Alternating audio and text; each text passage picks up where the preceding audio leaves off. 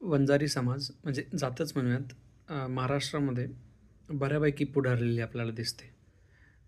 त्यांचं पुढारलेपणाचं असलेलं कारण म्हणजे मला एक वेगळं वाटतं ज्याचा तुम्ही कधीही विचार केला नसेल. ते माझ्या दृष्टीने आध्यात्मिक कारण आहे. त्याच्यामध्ये विज्ञान वगैरे आणण्याची आपल्याला कुठलीही गरज नाही. आपण बघू शकतो मनोज जरांगेंनी सांगितलं होतं, की 3-1 लाख लोक आहे जास्तीत जास्त महाराष्ट्रामध्ये. पण यातली बरेच जण आता आज एक दो पी-एस-आय झाले त्यांचे 78 लोकं एम-पी-एस-सीमध्ये किंवा प्रत्येक स्पर्धा परीक्षेमध्ये ते लोक समोर असतात किंवा राजकारण, उद्योग वगैरे या प्रत्येक क्षेत्रात ते समोर असतात. याला काय कारण? तर माझ्या मते त्यांच्या कास्टमध्ये स्त्रिया मांसाहार म्हणजे मटण किंवा हिंसक पदार्थ खाणे टाळतात.